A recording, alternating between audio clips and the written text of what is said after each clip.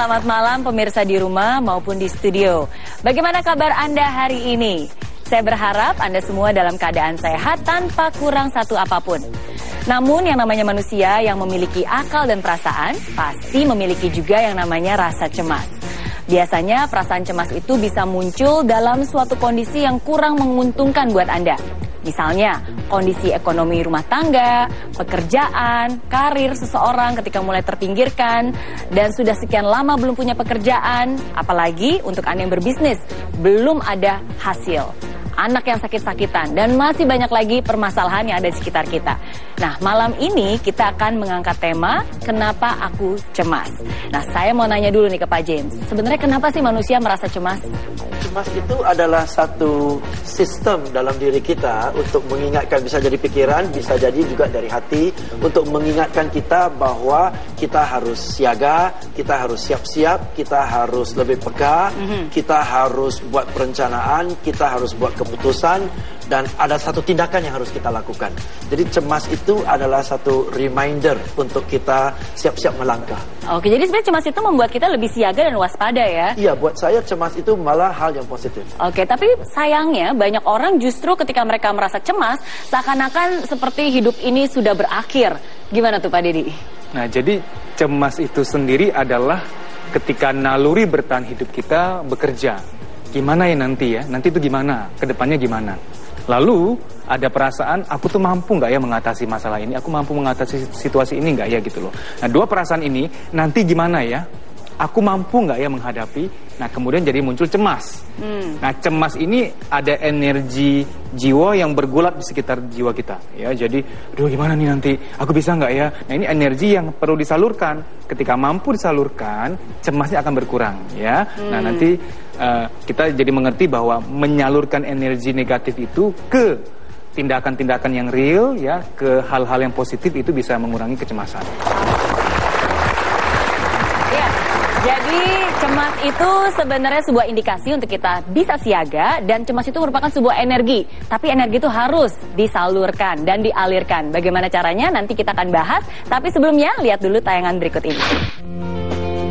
Rasa cemas yang hingga pada diri seseorang atau banyak orang biasanya dipicu oleh berbagai sebab, seperti kondisi keuangan nasional yang belum membaik, yang turut mempengaruhi bidang usaha, atau merasa kurang percaya diri. Bisa juga kondisi kesehatan atau masalah usaha akibat terlilit utang, belum punya pekerjaan, bisnis merugi, sampai masalah keluarga. Rasa cemas dan sedih sudah pasti, karena semua itu manusiawi. Pertanyaannya, siapkah Anda dengan kondisi tersebut? Dan apa yang harus Anda lakukan? Kalau saya sih ngelihat dari mental ya. Kalau misalnya kita sebagai individu punya mental yang bagus, ya otomatis untuk menghadapi seperti ini nggak ada masalah. Yang paling cemas itu adalah mungkin kalau pekerjaannya tidak terselesaikan dengan baik gitu ya. Saya tuh paling cemas sebenarnya sama orang-orang baru sih.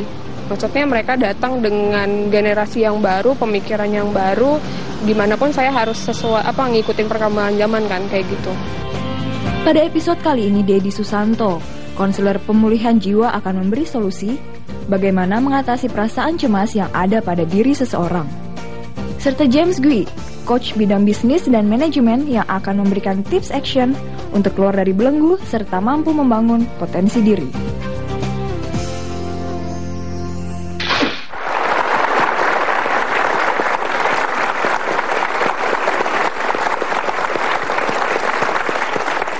Ya, ternyata begitu banyak hal yang dicemaskan. Tapi itulah hidup. Hidup itu pasti banyak rintangan. Tapi saya mau nanya juga nih ke Pak Dedi, karena di episode beberapa waktu yang lalu kita sempat membahas tentang melawan bingung. Nah, sebenarnya antara bingung dan cemas itu apa sih bedanya? Ya, bingung itu efek lanjutan dari cemas. Oke. Gara-gara cemas lah kita jadi bingung gitu ya. Kita bingung bahwa ini bisnis gimana, akan bertahan atau tidak, mau buka bisnis baru atau mempertahankan bisnis lama. Nah, karena cemas sehingga bingung gimana nih gitu ya, karena takut nggak berhasil gitu kan ya. Iya. Nah, oke, jadi itu berkesinambungan ya. Apa ada penjelasan yang lebih detail lagi supaya kita bisa lebih mengerti sebenarnya rasa cemas itu seperti apa sih? Baik. Ada ya Pak Dedi ya? Ada. Nah, kita perlu mengerti dulu secara fondasi cemas itu secara usia kronologis biologis kita ya. ya. Jadi cemas itu sendiri manusiawi. Hanya saja kita lihat grafiknya, di masa kecil cemas itu memang tinggi dan itu wajar. Kita nggak bisa ngomong sama anak kita, kamu jangan cemas, jangan khawatir, nggak bisa, karena itu masa-masa kecemasan memang tinggi. Karena di psikologi balita itu ada persepsi kecil, persepsi diri kecil. Dia merasa aku ini kecil, aku lebih rendah dari ayahku secara fisik, aku lebih kecil dibanding ibuku, aku lebih kecil dibanding orang-orang lain. Persepsi diri kecil ini yang membuat dia cemas. Gimana ya, aku kan kalau mau makan mesti diambilin gitu ya, mau minta sesuatu belum tentu mama ngasih, apalagi ada kakak yang selalu ngambil mainanku, aku nggak berdaya untuk balas. Persepsi diri kecil. Jadi kalau anak kecil cemas wajar ya. Menjadi masalah kalau orang dewasa yang cemasnya sudah bisa dia kontrol, tapi dia melukai seseorang yang nggak bisa menguasai cemasnya. Ini namanya dizolimi gitu ya.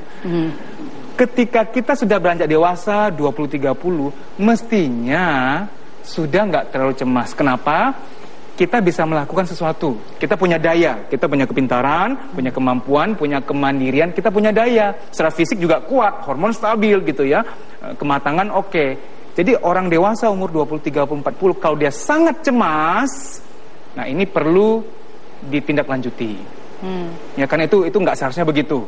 Nah nanti umur 50, 60, 70 bagi yang laki-laki kalau hormon testosteronnya sudah nggak stabil lagi, bagi yang wanita kalau hormon estrogennya sudah mulai nggak stabil, nah mulai kembali menjadi mudah cemas lagi.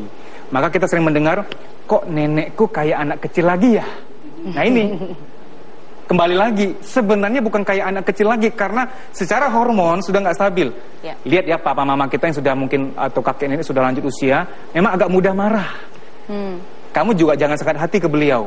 Mudah cemas lagi, gimana nih? Aku udah nggak bisa kerja lagi. Dulu aku memberi, sekarang aku minta. Dulu aku berkarya, sekarang nunggu di rumah aja. Apalagi sudah kurang bisa jalan.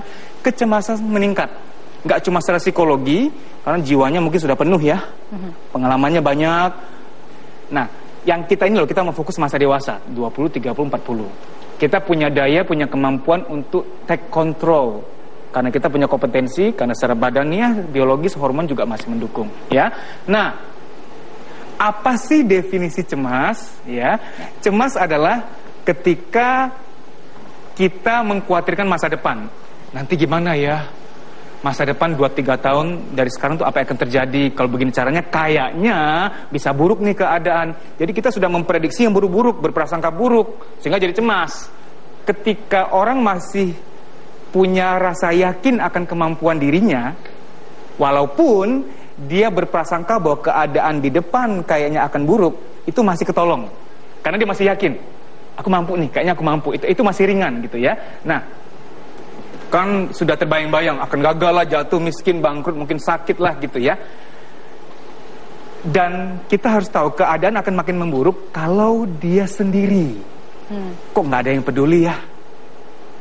Orang terdekat yang aku harapkan untuk mendukung aku malah nggak mendukung aku lagi gitu loh. Ketika sharing ke pasangan, ke istri misalkan, sayang aku kayaknya mau bangkit lagi deh, kita mau usaha lagi. Niatannya baik nih mau bangkit, tapi istri mungkin masih trauma gitu ya. Oke boleh, tapi pakai uangmu ya, pakai modalmu ya. Kemarin modalku yang sama kamu tuh belum balik loh. Kan rugi kan kemarin. Kadang-kadang itu tambah bikin cemas. Ya, ke depan gimana ya? Wong aku mau berusaha aja, ada aja hambatannya. Sendiri ini bisa membuat cemas makin mendalam. Maka kita juga perlu memikirkan bagaimana ya biar kita nggak sendiri gitu ya. Cari orang-orang yang peduli. Masih banyak kok orang yang peduli sama kita. Setuju? Nah, apa sih yang membuat orang cemas? Pertama tentu faktor ekonomi, ya. Kedua faktor kesehatan. Ketiga faktor keterdukungan. Dia merasa terdukung atau tidak. Ya. Yang keempat adalah dia harus membetulkan prasangkanya. Karena ingat, prasangka juga adalah doa. Apa yang Anda prasangkai bisa terjadi loh. Ya, menarik sekali pembahasannya Pak Deddy, bahwa ternyata yang lebih sering merasakan kecemasan harusnya justru orang-orang tua ya pada saat itu ya. Normalnya seperti itu. Tapi justru yang kita lihat di keseharian, lebih banyak orang-orang produktif di masa dewasa seperti ini yang justru merasakan kecemasan itu. Beberapa waktu yang lalu saya sempat menanyakan lewat akun Twitter @IamPossible, apa sih yang Anda cemaskan? Dan berikut adalah komentar para netizen. Ada Miftah bilang, Cemas seseorang tanpa memberi kepastian, tapi dia selalu berkata sabar dan tunggu. Nah, ada juga dari @lala_lamadi. Cemas akan pekerjaan yang tidak kunjung dapat.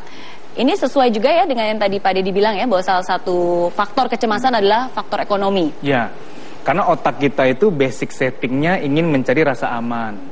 Ketika sudah mulai mempersepsikan kayaknya mulai nggak aman nih, kok ngelamar-ngelamar nggak dapat kerjaan gitu kan ya. Dia janji aku apa, tapi kok belum terpenuhi. Kayaknya posisiku nggak aman nih. Nah, mulai cemas muncul, gitu ya.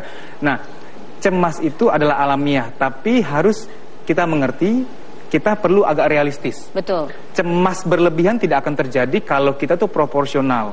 Melihat masalah, melihat fenomena, anggaplah 5 masalahnya kita rasakan sebagai 5. Oke, dia kayaknya nggak bisa pegang janji. Oke, aku akan coba usahakan untuk cari alternatif lain gitu ya. Iya, ada satu lagi nih Pak Dedi, dari @koirulmunasiki.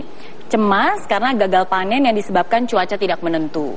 Jadi cemas juga karena hasilnya tidak sesuai dengan yang diharapkan ya. Iya. Kita seringkali merasa cemas atas respon kita terhadap hal-hal yang kita nggak bisa lakukan apapun atas hal itu given gitu kan, itu kan soal alam ya, soal cuaca ya.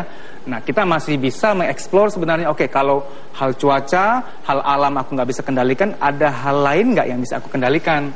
Karena kalau hal yang kita bisa kendalikan dalam internal diri pun kita nggak bisa kendalikan, terjadilah cemas yang nggak perlu gitu loh. Padahal nggak, harusnya bisa kendalikan rasa cemas itu dengan do what you can do. Betul, menarik sekali pembahasan malam ini. Dan untuk Anda yang ingin bertanya dan juga berpartisipasi, silakan bisa mention ke akun Twitter kami @possiblemetrotv. Dan untuk audiens yang ada di studio, nanti kita juga akan memberikan kesempatan untuk Anda bertanya dan juga berbagi. Jadi jangan kemana-mana, I'm Possible akan kembali sesaat lagi. Bersama Kita Bisa.